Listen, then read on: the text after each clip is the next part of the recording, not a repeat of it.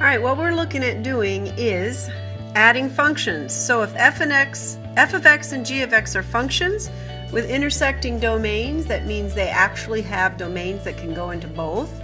You can either add the functions, which can also be written as f plus g of x. You can subtract the functions, which can be written as f minus g of x.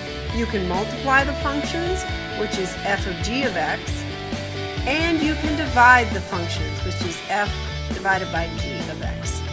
So now what we're going to do is we're actually going to take, and the example here is that we're going to look at these functions and add, subtract, multiply, divide, and see what we get.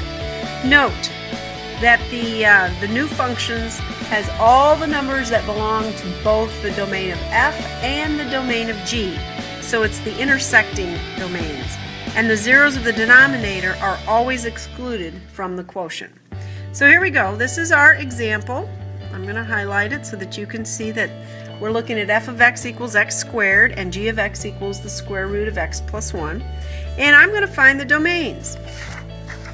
So what I did is I said anything can go in here because it's a quadratic. So that's negative infinity, positive infinity. In here I can't have any negatives.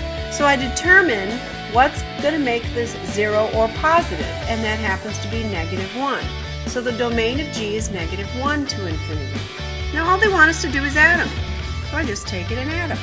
Now I have to get the most restricted domain, which happens to be negative 1 to infinity.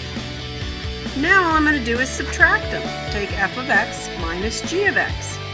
And again, the restricted domain is what we're going to use. Now if I'm going to multiply them, it's just taking x squared times the square root of x plus 1. Now I have the most restricted domain. Now this is division. We're just going to take f of x divided by g of x. Now we don't have to simplify it because I'm not interested in that right now. But my domain is going to be a little bit more restricted because if I included the negative 1 in here, I would get 0 in the denominator, and that's bad. So the domain is going to be from negative 1 to infinity. This one's a little different. We're going to take square root of x plus 1 times the square root of x plus 1, g times g. And anytime you multiply two square roots together, you get the same thing. Now when I look here, it would tell me, oh, I got to have all reals. But no, I didn't have all reals to begin with. All I had was negative 1 to infinity. Now in part B here, we're going to look at compositions. And basically the x goes into the g, and then the g goes into the f of x. So whenever you see compositions, this is one way to write it, f circle g of x, which is the same thing as f of g of x. Now the domain of this is all the x values that can go into the g of x, and all the range that comes out goes into the domain of f. So here's my first example. I'm going to take this and I'm going to find what f of g of x is and what g of x is. And we want to know verify if these are the same function. And we don't have to do anything with the domain, but I'm just going to get used to this. The domain here is all reals. The domain for the g of x is 0 to infinity. So that gives me an idea of what the domains are. Now what I'm going to do is I'm going to take and I'm going to actually do f circle g of x, which is the same thing as f of g of x. And I know that my g is the square root of x. And then I'm going to take whatever my f function is and then put this input here. Alright? Now, I'm only allowed to have the most restricted. So the domain of f of g of x is going to be 0 to infinity. Now I got to do the same thing with g of f. And see if we end up with the same function. So I have e to the x, and then whatever my g function is, and I put this in my input. Now when you look here, is this the same as that function? No. In this function, I'm allowed all reals. Okay? Now when you think about it, I have all reals. Can I take the square root? Now, is e to the x ever going to be negative? No, it's never going to be negative. It's always a positive number. E to the x looks like this. It's never going to be 0. It's never going to be negative. So I can take the square root of everything that comes in. So the domain of g of f is going to be, all reals.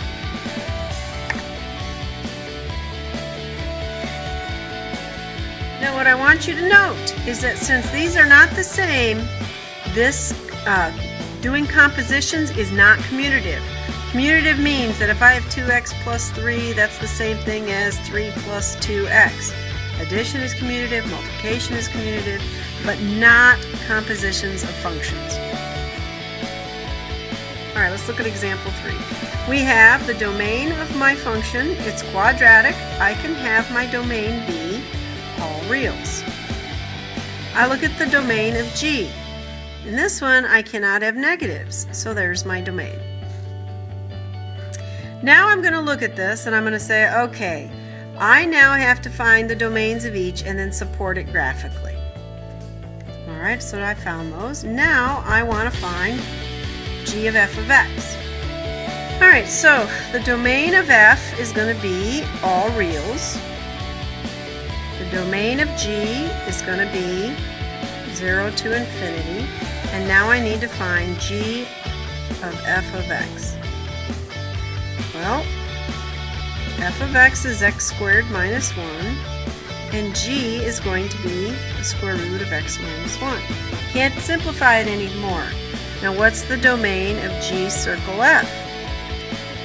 Got all the reals, but I can't use all the reals. I can't do anything that's going to make this negative.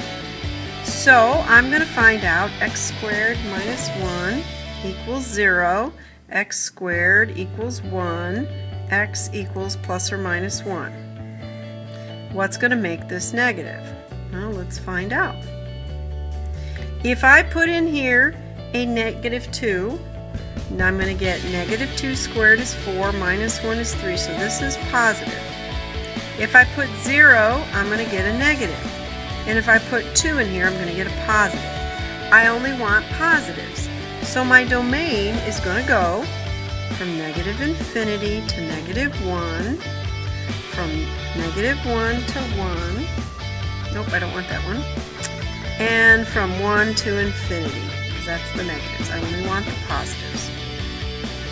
Now we're going to do the same thing with f circle g. So that's f of g of x, which means I'm going to take my g function and then I'm going to put it into my f function, and when I do, I get x minus 1.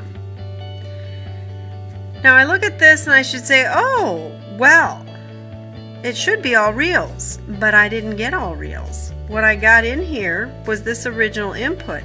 So my domain of f circle g is going to be 0 to infinity. All right, let's look at decomposing functions. Now there's no right answer, but what I'm going to do is I'm going to look to see what value of g of x did I put into f of x to get this new function. So I'm going to look at this. This is what I'm looking at. Well, I'm going to sit here and I'm going to guess that g of x is x plus 1. And then I'm going to say that my f of x is whatever this is squared minus 3 times whatever this is plus 4. Well, let's just call it x for now. And I want to see if I get this. Well, let's test this out. If this is true, f of g of x, then what I should get is x plus 1. And then I plug it into here. On your breath, please come to the high school office. On your breath, please come to the high school office.